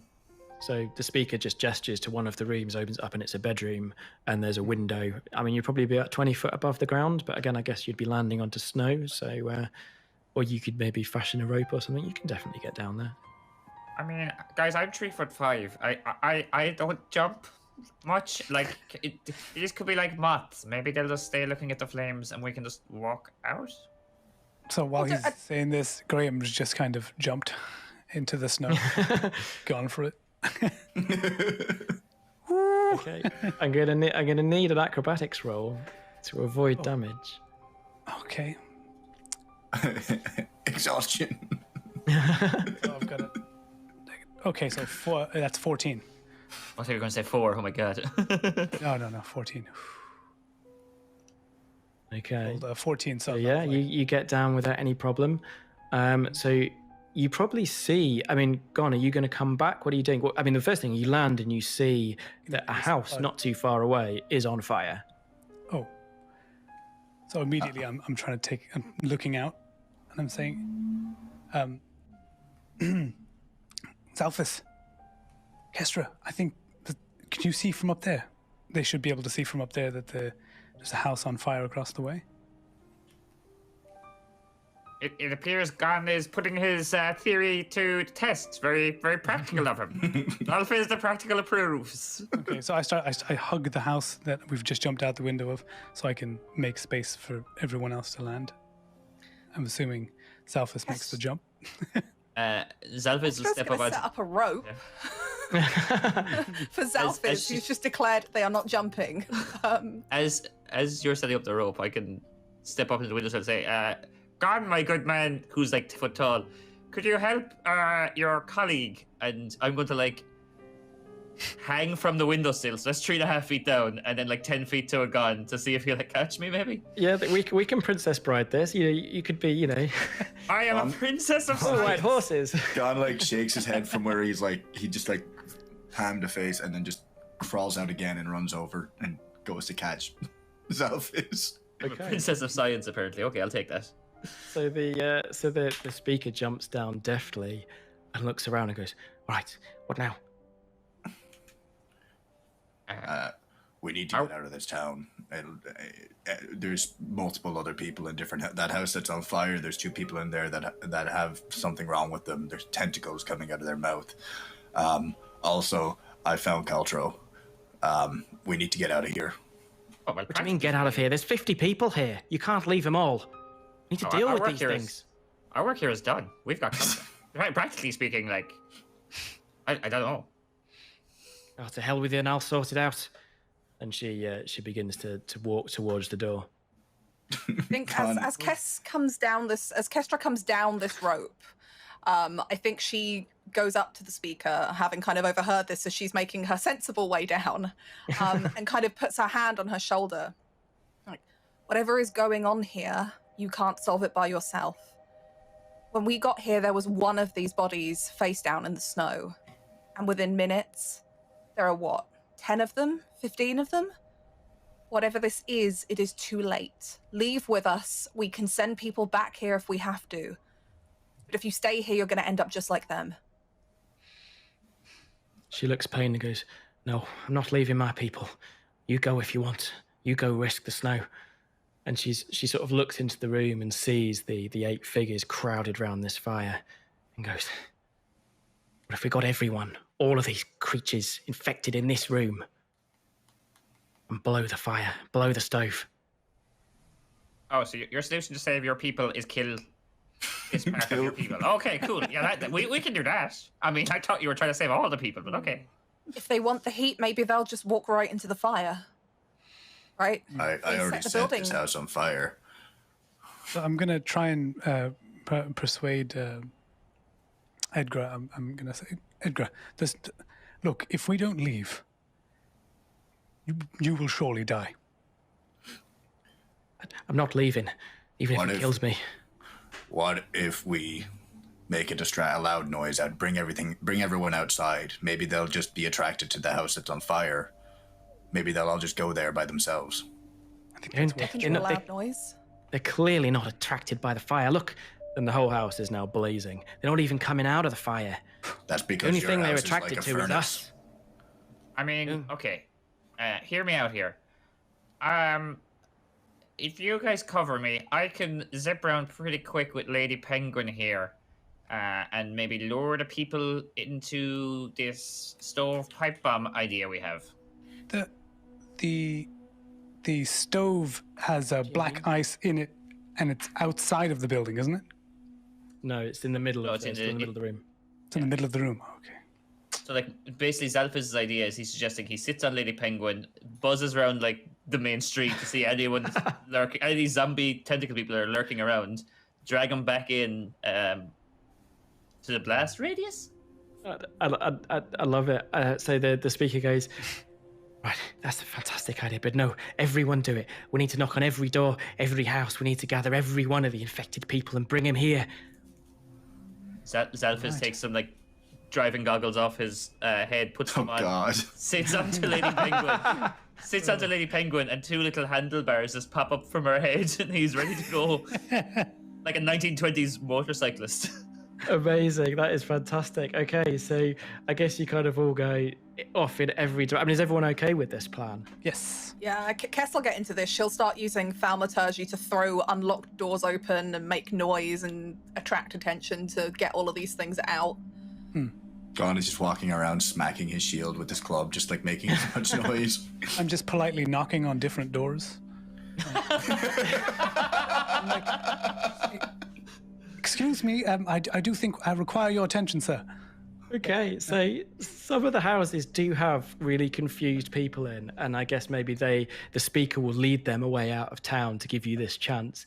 But it isn't long before you have gathered about 10 more screeching zombies who are chasing after you. And let's have you, because we're short of time, you all arrive at the house, the speaker's house, together, chased by a horde of zombies.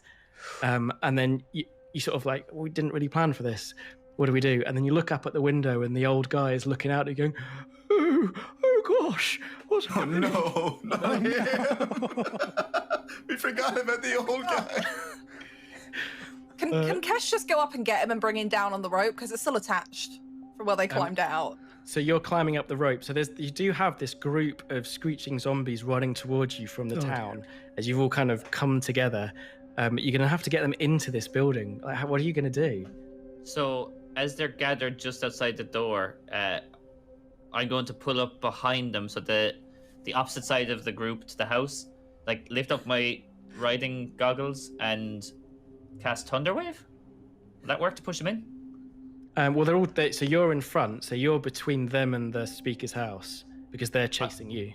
Yeah, and I'm assuming So if you Thunderwave, you're going to push them away from the speaker's house. Well, rather what than I was pushing them thinking in. was, I haven't got a speed for Lady Penguin, but apparently she's zippy enough in my head.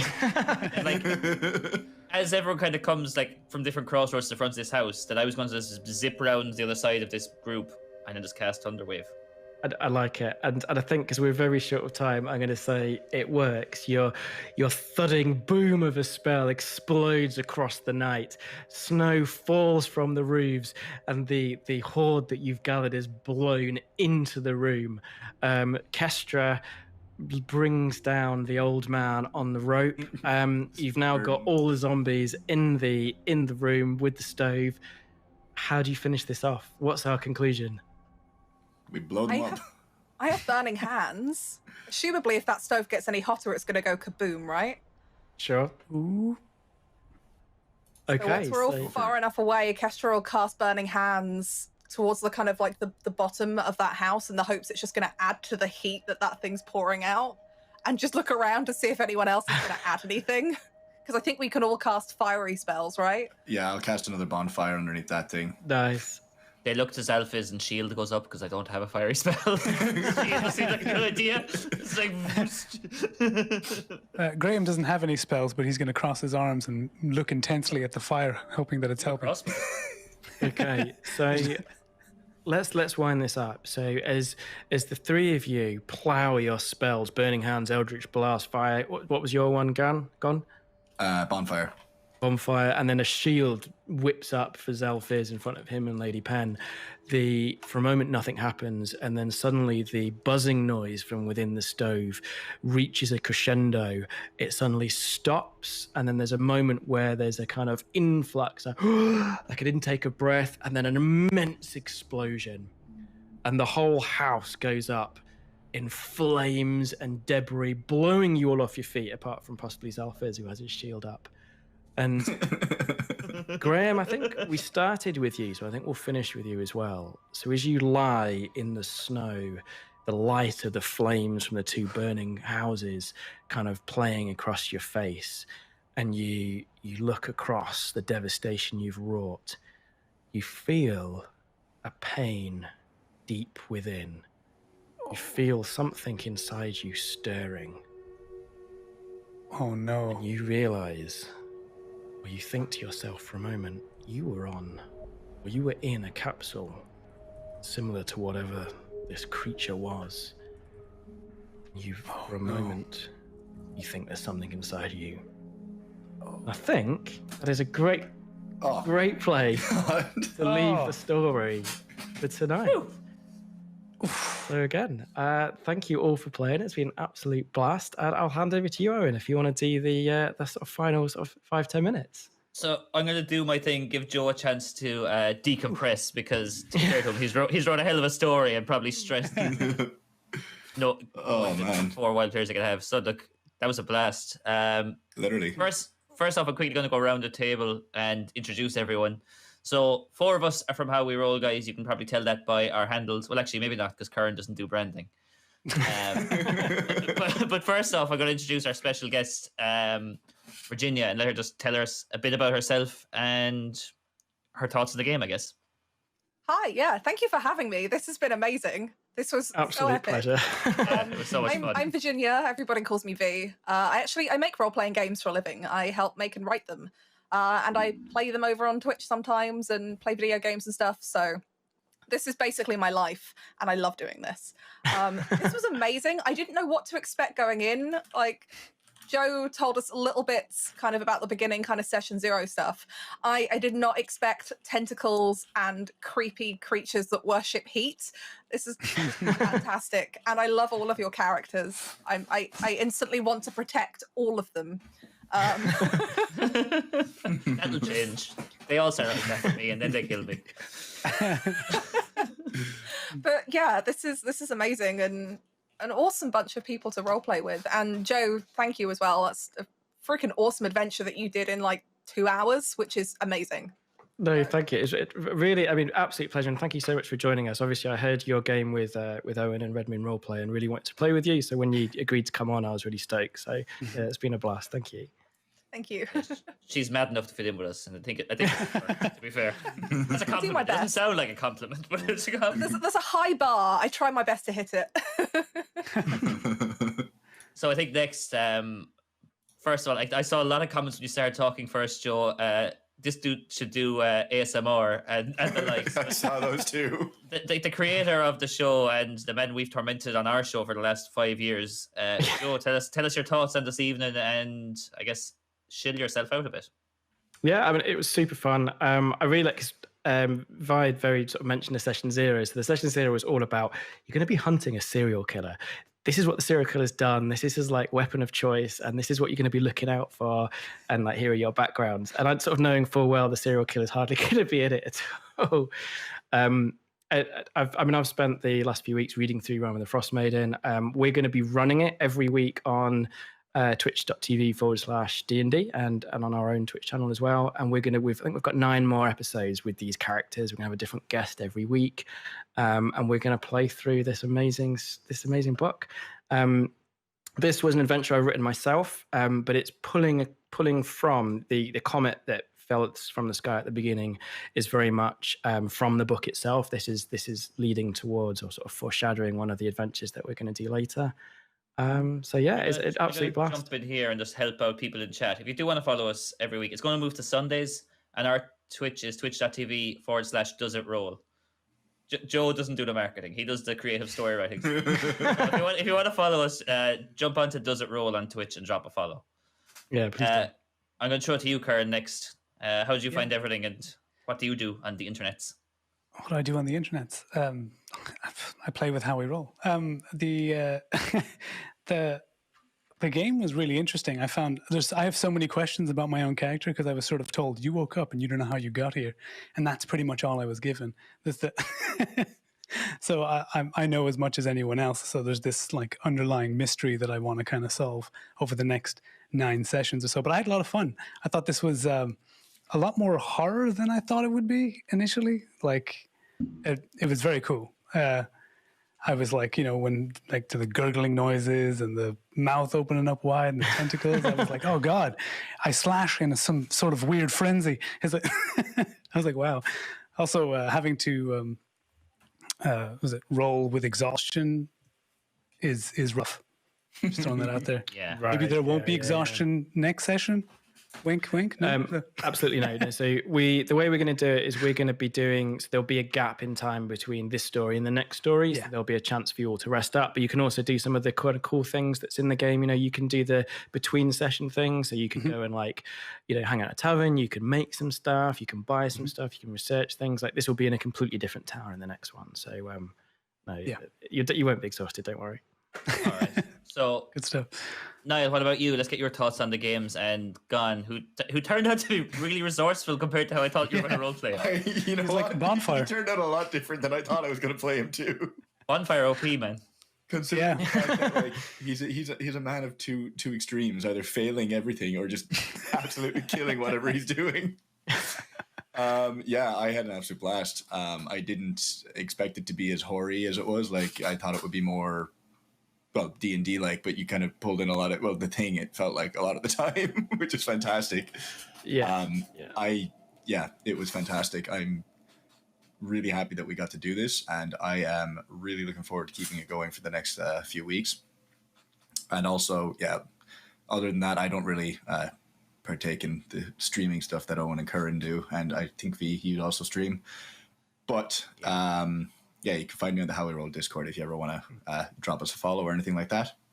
And I look forward to playing in this adventure some more moving forward. Yeah, so on that note, I'm going to jump in and do my piece. But what I should have probably started this whole thing off was thank you to Wizards of the Coast and D&D for having us on. Please, thank you. Yes. Yeah. Really appreciate it. Dream come true. It sounded too cheesy. The whole weekend they've planned is pretty amazing, guys. There's like great groups coming up. You should follow it all.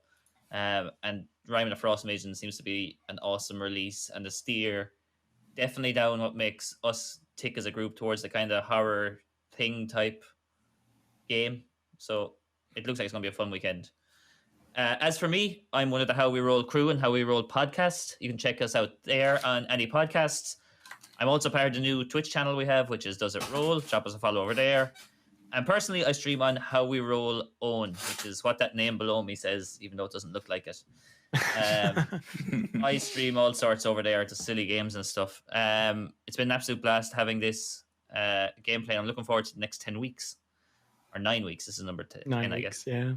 yeah. I'm going to throw... We have 2 minutes before we have to throw it over to Adventurers Wanted. So I'm going to quickly ask a couple of questions from chat. The first one, Joe, is the horror theme going to carry on as heavy through the later episodes? So we definitely tend to lean into the kind of like investigative mystery horror, but it's definitely not going to be every episode. Like, I think I want to do some of my own stories like I did tonight, but I also really want to do some of the really cool stories from Rime and the Frost Maiden. So I've got loads planned. I've already got the 9 sessions kind of planned out. Some of them are sort of one shots with hints towards the overall story. Like I guess you kind of picked up on some of the things that I dropped, particularly from the sort of serial killer guy. But some of them will be very much main quest. We're going to move along with some of the cool stuff that's happening. So to answer your question, yeah, there definitely will be a lot of horror, but there'll be some lighter moments as well. And I think next week we're going to be playing around with some kobolds, which I'm very, very excited about. Okay. Another question from the chat, and I'm going to quickly answer for the sake of time. Are we all from the UK? Joe and V are from the UK. The other 3 don't like being called the UK. We're all Irish. Niall is based in Canada, and Kuran, you're currently based in Belgium? Yeah, but I'll be Right. in the UK shortly enough. Yeah. We're an international cast. And in terms of guests, we have guests. We will have some American guests, Canadian guests, an Irish guest lined up. There's a few more people to confirm, but we're looking to have RPG personalities that we admire, that are friends of ours, promote different styles, cultures, whatever we can. It'll be fun stuff. I don't want to blow up anyone's spot, but if you follow us on Twitter, you'll see them get announced each week. Next week, it's the Total Party Trill guys who are from San Fran. I think that's pretty much it, guys. I think we're going to have to throw it over to the next show, which is Adventurers Wanted. Thank you very much to Wizards of the Coast again. Thank you for everyone who watched us. Thank you. This is awesome. Thanks, everyone, for terrifying us. Thank you. Bye. Hope you enjoyed it. Thanks so much. Thank you so much, guys. See you later. Come back next week. Yeah.